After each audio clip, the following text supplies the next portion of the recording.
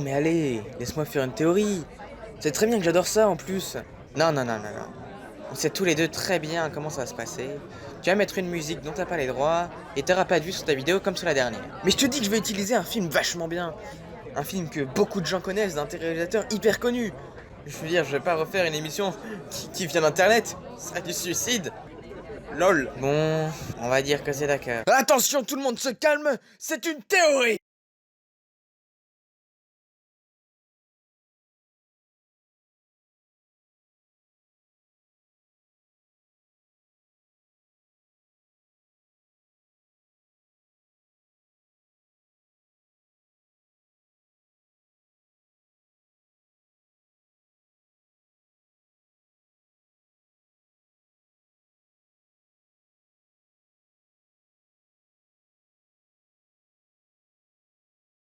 Bonjour, bonsoir à tous et aujourd'hui, j'espère que vous l'avez compris, on va parler de Pulp Fiction. Et je vais entrer dans le vif du sujet directement en vous présentant vite fait la filmographie de Tarantino et en abordant l'intrigue, enfin les intrigues de Pulp Fiction.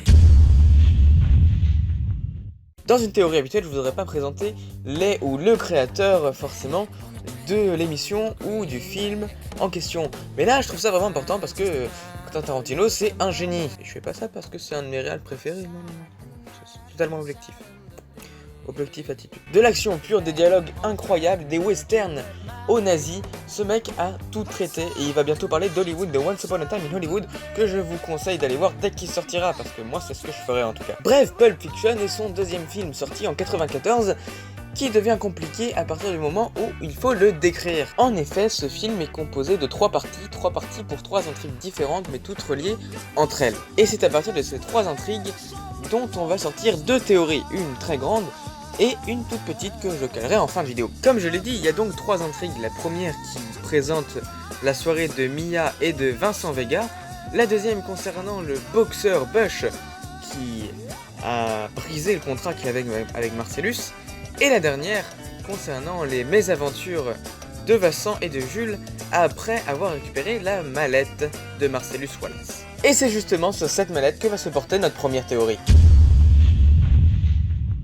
Bon, alors avant d'entamer réellement la théorie, il faut savoir que Quentin Tarantino lui-même a défini la mallette comme contenant un MacGuffin. Pour ceux qui ne le savent pas, un MacGuffin, c'est un prétexte. C'est en gros une aide scénaristique. Donc c'est pas un objet en particulier. C'est juste que en gros, l'objet c'est n'importe quoi. Le plus important avec le MacGuffin, c'est qu'il fasse avancer l'intrigue. Mais comme on est sur internet et que sur internet on aime bien faire des théories sur un petit peu tout, je vais quand même essayer de théoriser sur ce qu'il y a là-dedans. Et avec quelques preuves que je vais vous amener, pour moi, cette mallette contient l'âme de Marcellus Wallace, le propriétaire de celle-ci. Et vous allez me dire, mais ta gueule, c'est pas Tarantino, c'est de la merde, c'est de la magie, on est pas... On est... Oh, je te calme! Et je vous répondrai que j'ai des preuves, donc on va les amener au fur et à mesure. Tout d'abord, on va partir du principe que si c'est bien l'âme de Marcellus Wallace qui est dans cette mallette, ça fait longtemps qu'il ne l'a plus, et ça fait également partie d'un pacte qu'il a fait avec le diable. Alors pourquoi je pars de ces deux principes-là? Eh bien tout d'abord, une des premières preuves, c'est le bandeau dans la nuque de Marcellus Wallace. Tarantino laisse rarement des détails au hasard, et ce pansement dans la nuque de Marcellus Wallace, qui nous donne absolument aucune réponse, ne peut pas être anodin. Car en effet, dans les croyances chrétiennes, la plupart du temps, quand on se fait aspirer son âme par Satan, on la fait aspirer par la nuque. Or, c'est là où il y a le pansement de Marcellus. Et alors, pourquoi je dis que ça fait quelque temps que son âme a été aspirée? Déjà, ça s'applique par cette forte lumière qui saute à la gueule des personnages qui ouvrent la manette, un peu comme s'il y avait un Alléluia dans la boîte.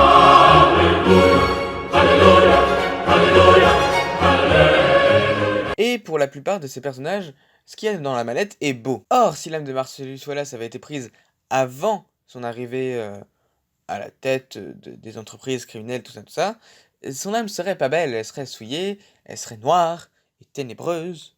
Comme une flamme et les tréfonds de l'enfer. Je vais vraiment trop loin dans ce que je raconte. Cependant, généralement, quand on donne son âme, c'est qu'on veut quelque chose en échange, parce que sinon, faut être vraiment très con pour donner son âme gratuitement.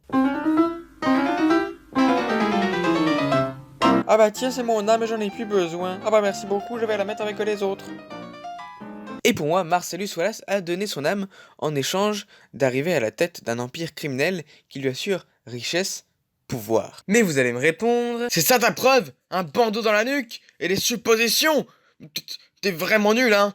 Je me désabonne tout de suite! Et je vous répondrai que va falloir que je prenne quelque chose pour ces voix dans ma tête, mais que surtout, ce n'est pas la seule preuve.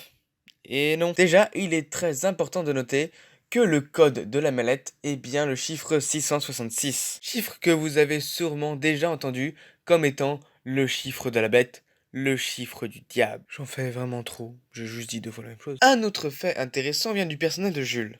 Quand celui-ci pense qu'il a eu affaire à un miracle car il a été sauvé de plusieurs balles qui ont été tirées, il décide de se ranger, car il décide de s'éloigner du mal. Et donc le mal, c'est Marcellus Wallace, car il a lui-même vendu son âme au diable. Et encore une fois, je précise qu'à chaque fois qu'un des personnages voit le contenu de la mallette, il est émerveillé, bien plus que si ce n'était que du simple or, des diamants, ou même de l'uranium comme j'ai cru voir sur certaines théories. Et nous allons passer donc à la deuxième petite théorie, que je n'exploiterai pas énormément, mais qui est sûrement plus un clin d'œil qu'autre chose, que je trouve assez intéressant.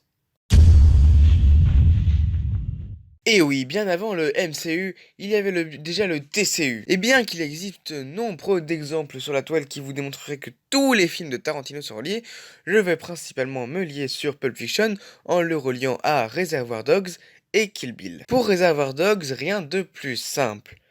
Monsieur Blonde est en vérité le frère de Vincent Vega. Ils ont déjà le même nom de famille, ils se ressemblent physiquement, et je pense que c'est déjà de bonnes preuves. Quant à Kill Bill, le lien est plus discret. En effet, lorsque Mia Wallace et Vincent Vega sont au restaurant, Mia Wallace lui explique le plot d'une série dans laquelle elle aurait dû jouer. Une série sur des tueuses, avec notamment une blonde qui aurait été la leader, la japonaise, qui était une maîtresse du kung-fu, une fille noire qui était l'experte en démolition, la française qui était la plus forte en sexe, oui, c'est une catégorie, et le caractère qu'elle-même jouait, qui était la plus forte des femmes quand elle avait un sabre. Ces 5 rôles rappellent évidemment les 5 personnages principaux de Kill Bill, comme vous avez vu, parce que je l'ai passé en même temps. Je trouve ça fort d'avoir prévu quasiment 10 ans en avance tous les personnages de son histoire. Et puis évidemment, si vous êtes intéressé par le TCU, nombre d'articles et de théories regorgent sur internet reliant tous les films entre eux. Voilà, c'était 2 petites théories sur Pulp Fiction. Sur ce, je vous dis à bientôt pour une nouvelle théorie. Bisous. Et merci à Arcaniar pour le générique, hein. Ça fait 3 mois qu'il l'a fait, ça fait 3 mois que je vais faire cette vidéo. Allez vous abonner. Moi j'aime bien. C'est très la rigolance.